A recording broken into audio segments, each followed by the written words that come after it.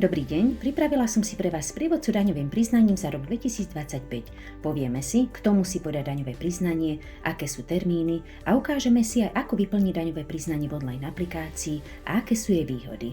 Najskôr teda k základnej otázke, kto musí podať daňové priznanie za rok 2025. Povinnosť podania sa vás týka, ak ste v roku 2025 dosiahli celkové zdaniteľné príjmy vyššie ako 2876,90 eur, alebo ak ste v roku 2025 nedosiahli celkové zdaniteľné príjmy vyššie ako uvedená čiastka, ale vykázali ste daňovú stratu a daňové priznanie musíte podať aj vtedy, ak vás na to vyzval správca dane. Nezabudnite, že do celkového zdaniteľného príjmu sa zahŕňa každý príjem, ktorý nie je oslobodený od dane, čiže príjem zo zamestnania, z dohody, z podnikania, zo zamestnania alebo z dohody v zahraničí alebo z podnikania v zahraničí. Naopak, do celkového zdaniteľného príjmu nepatrí príjem, z ktorého už bola odvedená zrážková daň, čiže napríklad peňažná výhra alebo autorský honorár.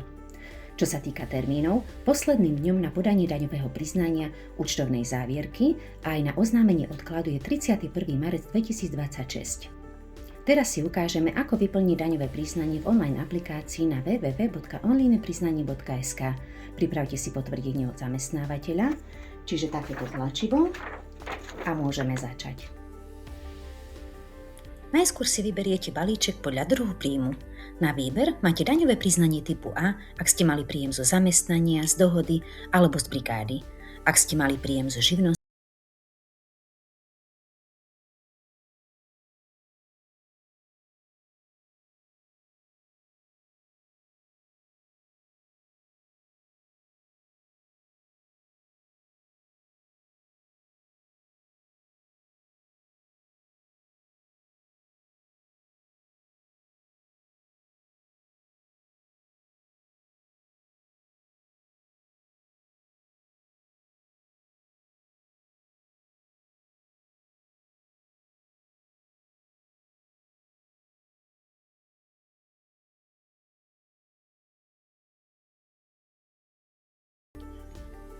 a nie je ani dôchodca, čiže tieto dve políčka sa nás netýkajú.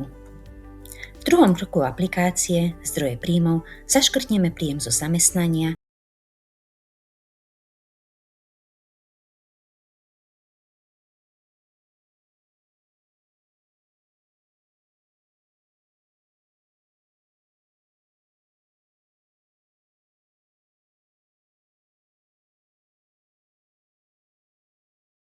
tvrdenia o príjme, ktoré sme si ukázali na začiatku.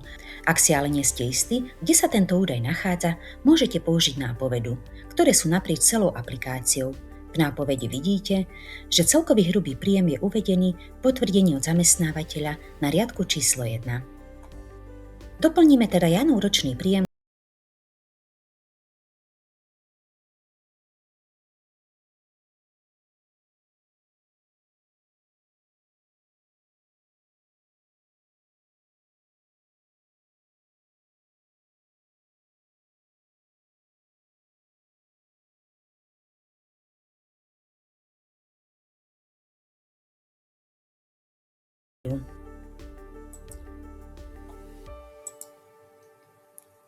Jan zaplatil na sociálne poistenie 1600 eur, čiže si doplníme, a 900 eur na zdravotné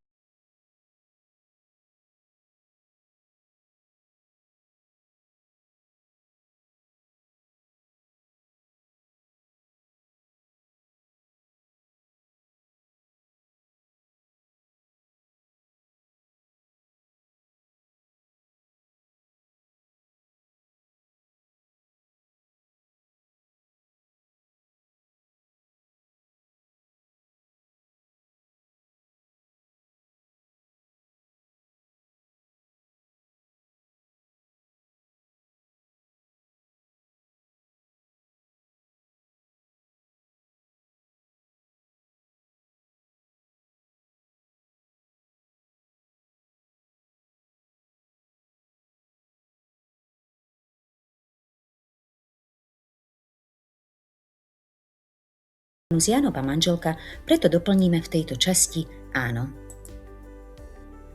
Opäť vidíme, ako sa nám vďaka daňovému bonusu upravil Janov preplatok na čiastku 648,22 eur. Jan si neuplatňuje ďalšie zvýhodnenia,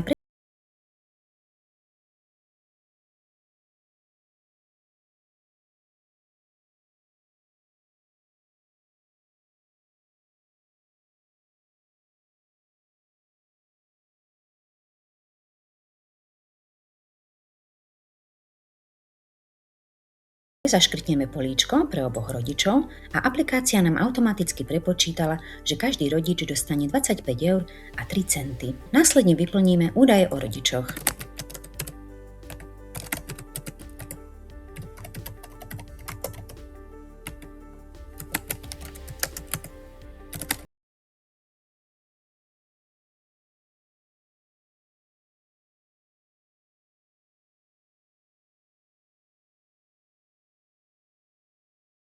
Daňové priznanie pomáha, zaškrtne toto políčko a prejdeme do ďalšieho kroku.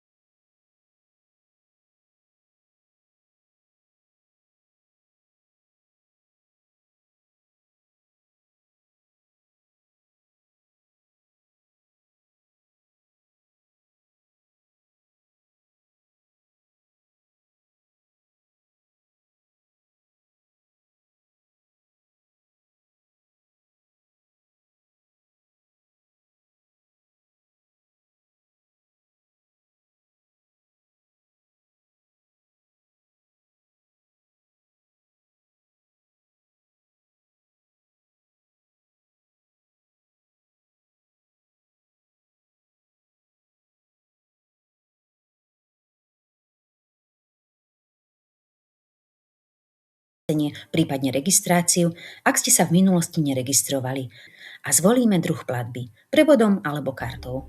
Ak máte zľavový kód, vložite ho do tohto políčka a dáme dokončiť.